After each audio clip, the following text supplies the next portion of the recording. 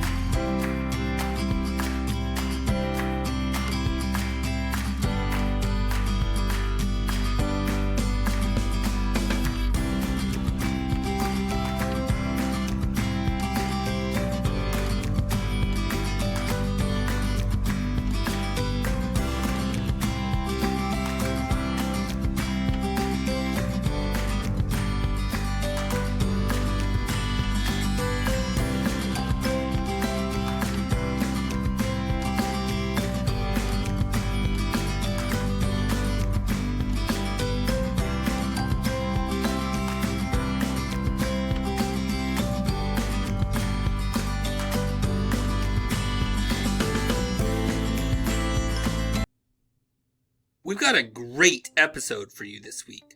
Our special guest today is Llama Llama. He was created by Anna Dewdney, and he's the star of the Llama Llama picture book series, which has actually been made into a cartoon that you can find on Netflix. As you know, February is Black History Month, and we're going to be doing a special segment this month that will focus on some of our great American authors from the Black community.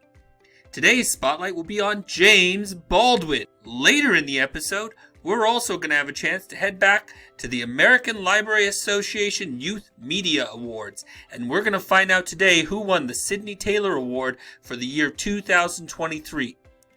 The Sidney Taylor Award is given out every year to distinguished books that feature Jewish characters, subject matters, and theme. We're going to see a couple of great book trailers, and I'm very excited to introduce you to a brand new segment for Library Matters, which is called Legends.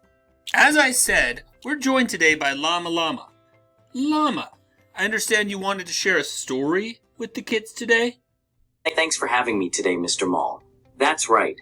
I would love to share a story with the kids watching out there. Today, I'm going to read you a story called The Frog Prince. The Frog Prince is a kind of a story called a fairy tale, and it was taken from a book called Fairy Tales of the Brothers Grimm. The Grimms were a pair of brothers who traveled around Europe in the 19th century, asking people to tell them their old stories so that they could write them down for people in other places to read. They are part of what is called the public domain, which means that anyone can use them without having to worry about paying the person who wrote them. You'll learn more about the public domain in the future, along with something called copyright. But in the meantime, let's just enjoy this story. And so, without further ado, The Frog Prince. One fine evening, a young princess put on her bonnet and clogs and went out to take a walk by herself in a wood. And when she came to a cool spring of water with a rose in the middle of it, she sat herself down to rest a while. Now she had a golden ball in her hand, which was her favorite plaything, and she was always tossing it up into the air and catching it again as it fell. After a time, she threw it up so high that she missed catching it as it fell, and the ball bounded away and rolled along on the ground until at last it fell down into the spring. The princess looked into the spring after her ball, but it was very deep, so deep that she could not see the bottom of it. She began to cry and said, "Alas, if I could only get my ball again, I would give all my fine clothes and jewels and everything that I have in the world." Whilst she was speaking, a frog put its head out of the water and said, "Princess, why do you weep so bitterly?" "Alas," said she, "what can you do for me, you nasty frog?" "My golden ball has fallen into the spring." The frog said, "I do not want your pearls and jewels and fine clothes, but if you will love me and let me live with you and eat from off your golden plate and sleep on your bed, I will bring you your ball again." "What nonsense," thought the princess. "This silly frog is talking. He can never even get out of the spring to visit me, though he may be able to get my ball for me, and therefore I will tell him he shall have what he asks." So she said to the frog, "Well, if you will bring me my ball, I will do all you ask." Then the frog put his head down and dived deep under the water. And after a little while, he came up again with the ball in his mouth and threw it on the edge of the spring. As soon as the young princess saw her ball, she ran to pick it up, and she was so overjoyed to have it in her hand again that she never thought of the frog, but ran home with it as fast as she could. The frog called after her, "Stay, princess, and take me with you, as you said." But she did not stop to hear a word. The next day, just as the princess had sat down to dinner, she heard a strange noise. Tap, tap, plash, plash, as if something was coming up the marble staircase, and soon afterwards there was a gentle knock at the door, and a little voice cried out and said, "Open the door, my princess dear. Open the door to thy true love here. And mind the words that thou and I said by the fountain cool in the greenwood shade." Then the princess ran to the door and opened it, and there she saw the frog, whom she had quite forgotten. At this sight she was sadly frightened, and shutting the door as fast as she could, came back to her seat. The king, her father, seeing that something had frightened her, asked her what was the matter. "There is a nasty frog," said she, "at the door, that lifted my ball for me out of the spring this morning. I told him that he should live with me here, thinking that he could never get out of the spring, but there he is at the door, and he wants to come in." While she was speaking, the frog knocked again at the door and said, "Open the door, my princess dear. Open the door to thy true love here. And mind the words that thou and I said by the fountain cool in the greenwood shade." Then the king said to the young princess, "As you have given your word, you must keep it, so go and let him in." She did so, and the frog hopped into the room, and then straight on, tap, tap, plash, plash, from the bottom of the room to the top, till he came up close to the table where the princess sat. "Pray lift me upon chair," said he to the princess, "and let me sit next to you." As soon as she had done this, the frog said, "Put your plate nearer to me, that I may eat out of it." This she did, and when he had eaten as much as he could, he said, "Now I am tired. Carry me upstairs, and put me into your bed." And the princess, though very unwilling, took him up in her hand, and put him upon the pillow of her own bed, where he slept all night long. As soon as it was light, the frog jumped up, hopped downstairs, and went out of the house. "Now then," thought the princess, "at last he is gone, and I shall be troubled with him no more." But she was mistaken, for when night came again, she heard the same tapping at the door, and the frog came once more, and said, "Open the door, my princess dear. Open the door to thy true love here, and mind the words that—" And when the princess opened the door, the frog came in, and slept upon her pillow as before, till the morning broke. And the third night he did the same. But when the princess awoke on the following morning, she was astonished to see, instead of the frog, a handsome prince, gazing on her with the most beautiful eyes she had ever seen, and standing at the head of her bed. He told her that he had been enchanted by a spiteful fairy, who had changed him into a frog, and that he had been fated so to abide till some princess should take him out of the spring, and let him eat from her plate, and sleep upon her bed for 3 nights. "You," said the prince, "have broken his cruel charm, and now I have nothing to wish for, but that you should go with me into my father's kingdom, where I will marry you and love you as long as you live." The young princess, you may be sure, was not long in saying yes to all this, and as they spoke, a brightly colored coach drove up, with 8 beautiful horses, decked with plumes of feathers and a golden harness, and behind the coach rode the prince's servant, faithful Heinrich, who had bewailed the misfortunes of his dear master during his enchantment so long and so bitterly that his heart had well nigh burst. They then took leave of the king, and got into the coach with 8 horses, and all set out, full of joy and merriment, for the prince's kingdom, which they reached safely, and there they lived happily a great many years. And that is the story of the Frog Prince. Fairy tales like this one often have a moral lesson that we are supposed to learn from them. And I think that the moral of this story might have once been, keep your promises and good things will happen to you. But maybe nowadays we might decide that the moral of this story could be more like, don't make promises without carefully considering whether you will be able to keep them. Or even, don't make promises at all, but do the right thing.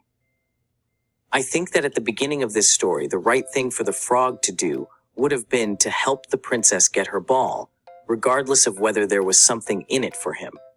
At the same time, we can also appreciate where the frog was coming from. He had been turned into a frog a long time ago and missed his family and his faithful friend Heinrich. Perhaps he was so desperate for help that he didn't think about doing the right thing for its own sake. So you see, what can seem to be quite simple when we first look at it can end up being very complicated if we take more time to think about it. Maybe that can be the real lesson of the Frog Prince, after all is said and done.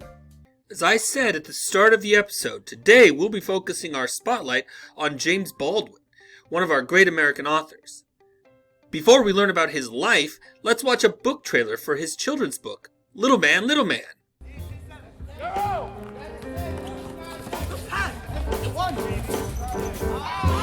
Music all up and down this street. TJ runs it every day. Soon as he get a little bit older, he going to jump the roofs.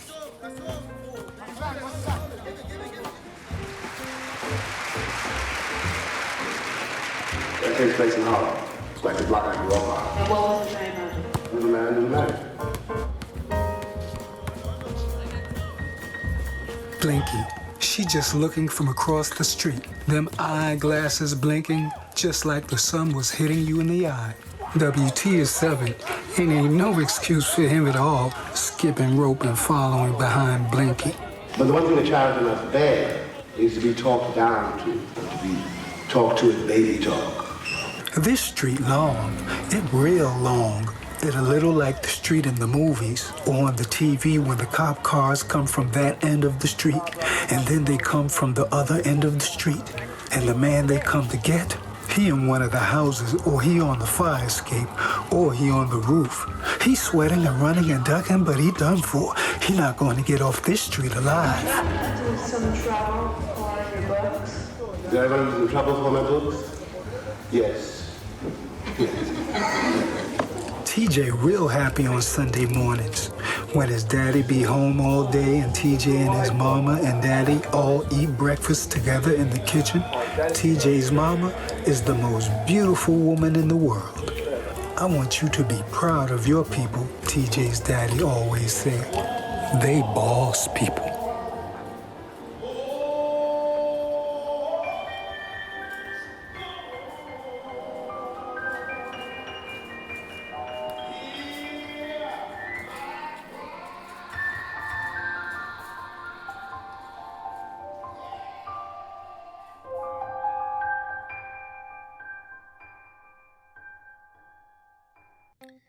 That looks really good. I know that even if we can't find it in our school library, we can always look for it in our county library. Now that we have seen the kind of book that James Baldwin writes, let's take a look at the biography of the man himself. Novelist, playwright, poet, and essayist, James Baldwin emerged as the spokesman of the civil rights movement. Born on August 2, 1924, in Harlem, New York, James Arthur Baldwin was a Pentecostal preacher at age 14, left the church 3 years later, and was already an accomplished writer. When disgusted by prejudice against African Americans, he left the United States and moved to Paris in 1948. In Europe, Baldwin completed Go Tell It on the Mountain, one of Modern Library's 100 best English-language novels of the 20th century. In 1958, he wrote Giovanni's Room. Baldwin's book, The Fire Next Time, published in 1963, discussed the uneasy relationship between Christianity and the Black Muslim movement within the Civil Rights Movement, and landed him on the cover of Time magazine.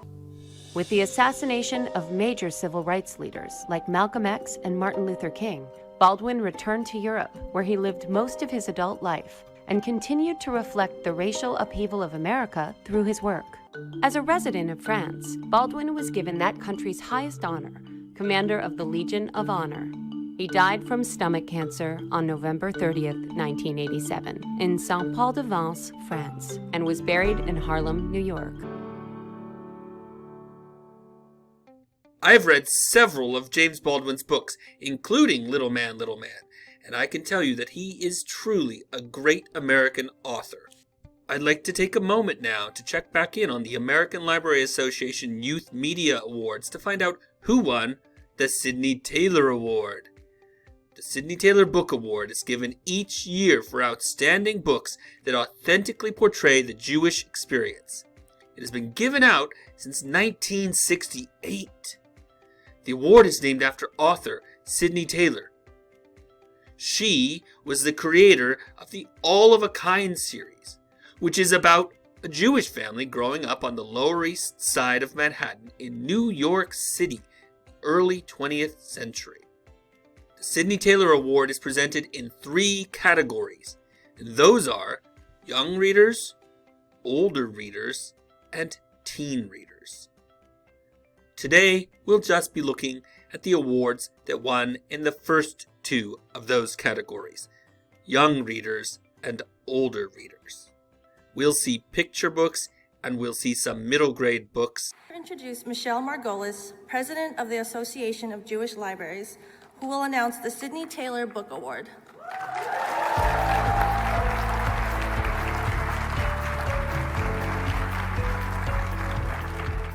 Thank you, Jana. The Sidney Taylor Book Award is presented annually to outstanding books for children and teens that authentically portray the Jewish experience. Presented by the Association of Jewish Libraries, an ALA affiliate since 1968, the award encourages the publication and widespread use of quality Judaic literature. The committee selected 3 picture book honors. Afikomen, written by Tzipora Cohn, illustrated by Yara Eshet, and published by Groundwood Books. Hanukkah Upside Down, written by Alyssa Brent Weissman, illustrated by Omer Hoffman, and published by Abrams Books for Young Readers, an imprint of Abrams. Hidden Hope, How a Toy and a Hero Saved Lives During the Holocaust, written by Alyssa Boxer, illustrated by Amy June Bates, and published by Abrams Books for Young Readers, an imprint of Abrams. This year's Sidney Taylor Book Award winner for picture book is 2 New Years, written by Richard Ho, illustrated by Lynn Skerfield, and published by Chronicle Books. The committee selected 4 middle grade honor books. Don't Want to Be Your Monster, written by Deke Moulton, published by Tundra Books, an imprint of Tundra Book Group, a division of Random House Canada.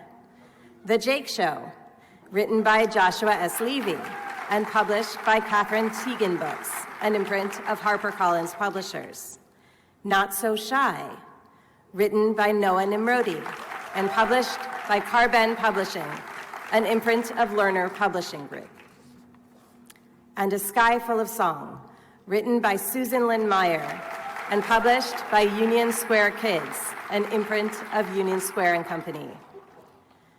The Sidney Taylor Book Award winner for middle grade is The Dubious Pranks of Shandy Goodman, written by Mary Lowe and published by Arthur A. Levine, an imprint of Levine Carrito. We're almost out of time for the episode, but before we go, I have one more book trailer to share, and then we'll introduce our newest segment, Legends.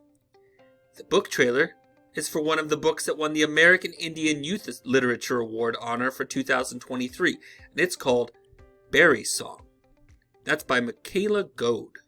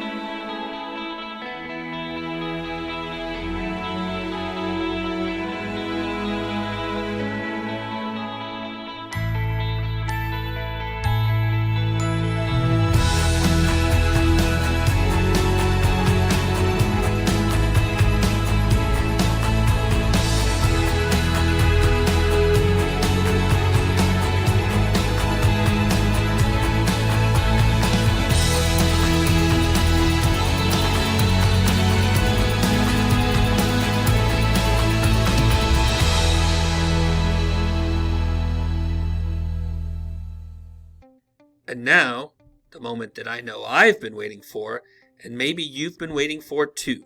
It's time to watch our first episode of the new segment, Legends.